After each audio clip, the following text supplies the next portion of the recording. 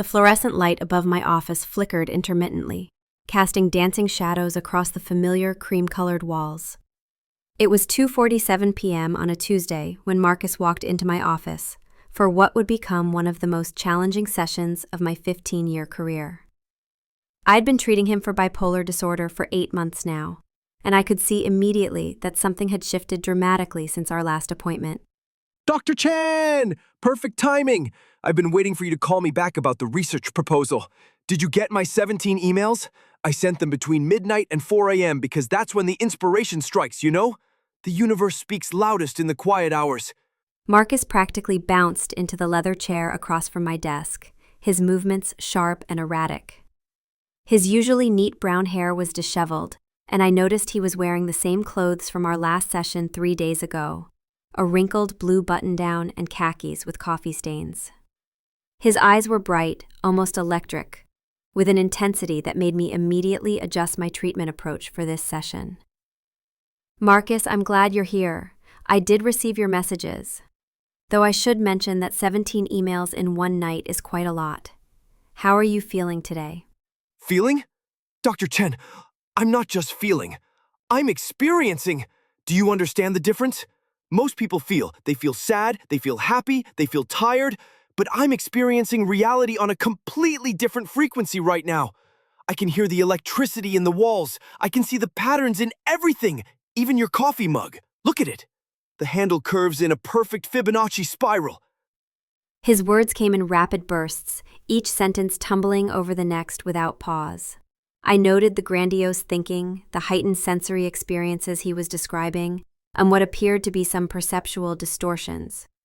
These were classic presentations of a manic episode with psychotic features, something we discussed in previous sessions as a possibility, but which Marcus had never experienced to this degree before.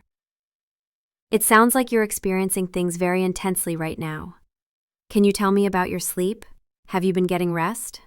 Sleep? Sleep is for people who don't have important work to do. I've discovered something incredible, Dr. Chen. You know how we talked about my photography hobby? Well, it's not a hobby anymore. I figured out how to capture souls in photographs, not metaphorically, literally. I can see the energy fields around people, and when I photograph them at exactly the right moment, I can preserve their essence. Look, I brought examples. This one here, this is Mrs. Peterson from the coffee shop. See how the light forms a perfect halo around her head? That's her soul energy. And this one of the businessman on 5th Street. You can actually see the darkness in his aura because he was thinking negative thoughts when I took the picture. Marcus thrust a stack of photographs toward me, his hands trembling slightly. Not from nervousness, but from what appeared to be the physical manifestation of his internal restlessness. The photos were actually quite good from a technical standpoint, but what concerned me were his interpretations of them. He was assigning meaning and significance to normal variations in lighting and shadow that aligned with delusional thinking patterns. These are interesting photographs, Marcus. Your technical skill has really improved. I'm curious, though, when did you first start noticing these energy fields around people? It started about 5 days ago. I was walking past the church on Maple Street, and suddenly, it was like someone adjusted the contrast on reality.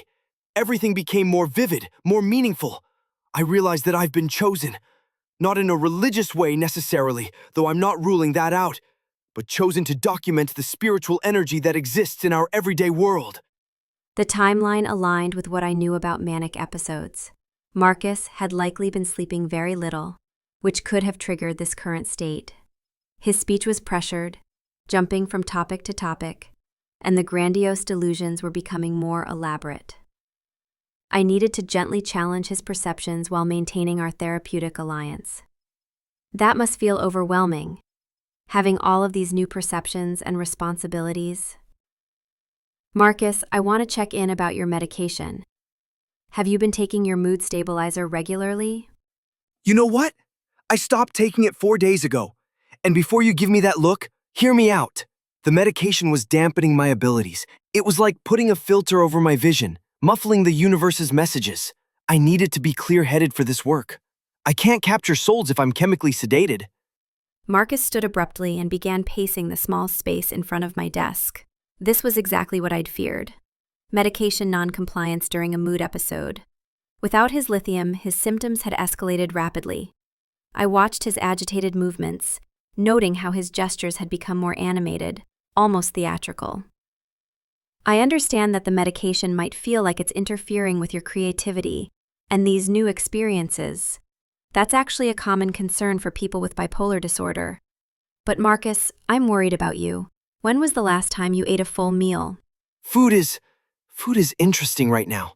Everything tastes different, more intense. I had some cereal this morning, I think it was this morning, and each piece had its own distinct flavor profile. It was like a symphony in my mouth. But honestly, I've been too busy to focus on eating. There's so much work to do. The poor self-care, the sensory changes, the complete absorption in his delusional project, these were all red flags. Marcus needed immediate stabilization. But I had to approach this carefully. In his current state, any suggestion that his experiences weren't real could cause him to bolt from treatment entirely. Marcus, I can see that this photography work feels incredibly important to you right now. Can you help me understand something?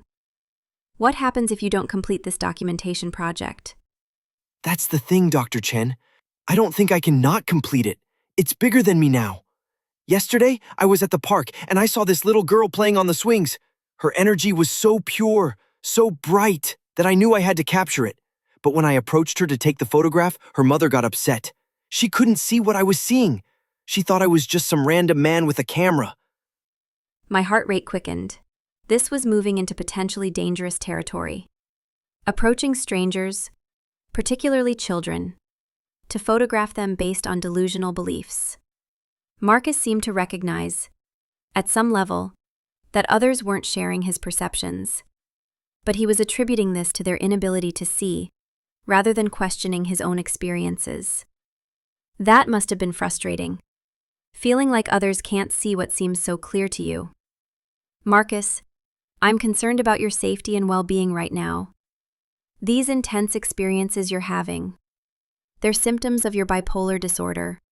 Your brain chemistry is currently unbalanced, which is why everything feels so heightened and meaningful. No, Dr. Chen, I respect you, but you're wrong about this. This isn't a symptom, this is an awakening. I've never felt more like myself, more connected to purpose. The only problem is that the world isn't ready for what I'm discovering. People are so closed off, so limited in their perception. Marcus began collecting his photographs with jerky, agitated movements. I could see I was losing him, that my direct approach had triggered his defensiveness. In his mind, I had just become another person who couldn't see what he was experiencing. This was one of the most challenging aspects of treating someone in a psychotic state.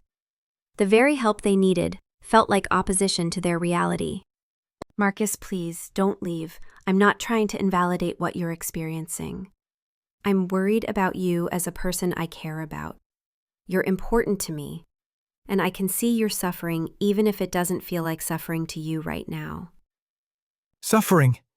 Dr. Chen, for the first time in my adult life, I'm not suffering.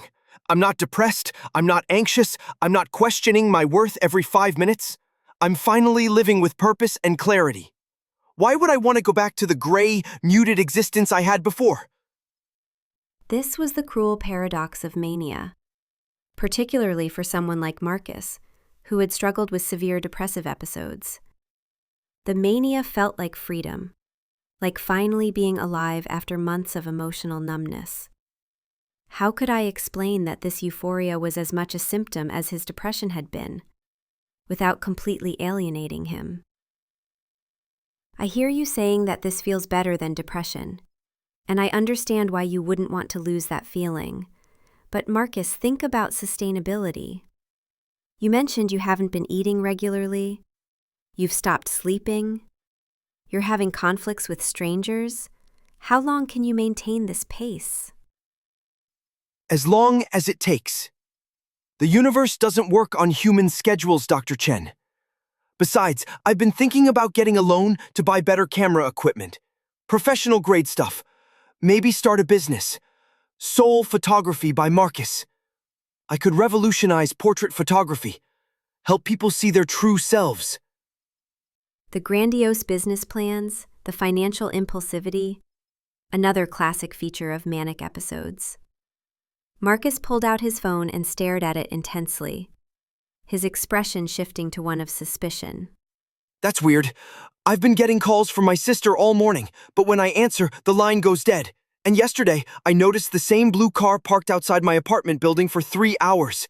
Do you think someone might be monitoring me because of my discoveries? Paranoid ideation was now entering the picture. The psychotic features of his manic episode were becoming more pronounced. I realized this session had moved beyond therapeutic intervention. Marcus needed immediate psychiatric evaluation and likely hospitalization for medication stabilization. Marcus, those calls might be your sister trying to check on you because she's worried. Sometimes when we're experiencing intense symptoms, our perception of threats can become heightened. I think it would be helpful if we could get you to see a psychiatrist today, just to get some support for what you're going through. A psychiatrist? Dr. Chen, you're starting to sound like everyone else. First, my sister leaves 17 voicemails. Then, my boss puts me on administrative leave yesterday, which, by the way, is probably because he's jealous of my breakthrough. And now, you want to send me to another doctor who's going to try to convince me I'm crazy. He was heading for the door, and I knew that if he left in this state, he might not seek help again until his episode escalated further. I had to make a difficult decision. Marcus, wait. I need to be honest with you about something. I'm genuinely concerned for your safety right now. The symptoms you're experiencing, the sleeplessness, the heightened perceptions, the feelings of being watched, these can put you at risk for making decisions that could harm you or others. Are you threatening to have me committed? Because I've read about that. I know my rights. Marcus turned back toward me, his eyes now filled with fear rather than excitement. The paranoid thoughts were crystallizing around our conversation. I took a deep breath, knowing that what I said next could determine whether he would accept help or disappear entirely from treatment.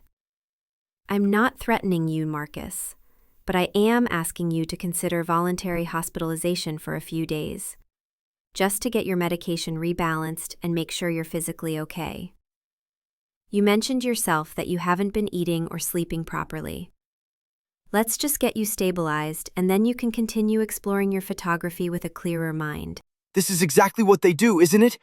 Anyone who sees beyond the ordinary reality gets labeled as sick and medicated into compliance. I should have known better than to trust. I should have known. Marcus rushed toward the door, but then stopped, his hand on the handle. For a moment, I could see a flicker of the person I'd been working with for 8 months. Someone who was scared, confused, and desperately trying to make sense of what was happening to him. Dr. Chen, I don't want to lose this. Whatever this is, I don't want to go back to feeling dead inside. But I'm scared. Everything is so intense and I can't turn it off. In that moment of vulnerability, I saw my opening. The real Marcus. Not the grandiose, manic version, but the person struggling with a severe mental illness, was asking for help. Marcus, you don't have to lose your creativity or your passion for photography. But right now, your brain needs support to process all of these intense experiences safely. Will you let me help you get that support? If I go to the hospital, will you still be my therapist when I get out? Absolutely. This doesn't change our relationship or my commitment to helping you manage your bipolar disorder. You're not in trouble, Marcus. You're sick. And sickness requires treatment, not judgment. Marcus slowly walked back to the chair and sat down, his earlier frenetic energy now replaced by exhaustion. The crash was beginning, a common occurrence when someone in a manic state finally stops moving long enough to recognize their fatigue. Okay, but I want to keep my camera with me. And I want you to look at my photographs again when I'm better. Some of them really are good, aren't they? Even if the soul energy thing isn't real? Yes, Marcus. Your photography skills are genuinely impressive. And that talent doesn't disappear when we treat your bipolar disorder. If anything, stable mood management might help you develop your artistic abilities even further. As I reached for my phone to call the crisis team, I reflected on the delicate balance required in these moments. validating the person while addressing the symptoms, maintaining hope while acknowledging the severity of the situation. Marcus was about to begin the challenging process of medication stabilization and recovery from this manic episode, but he had taken the first step by accepting help. And that gave me hope that we could work together to manage his bipolar disorder more effectively in the future. The session had lasted 47 minutes, but it would mark a turning point in Marcus's treatment. The moment he learned that seeking help during a crisis wasn't a sign of weakness, but an act of courage and self-preservation. To listen to part 2, make sure you like and subscribe.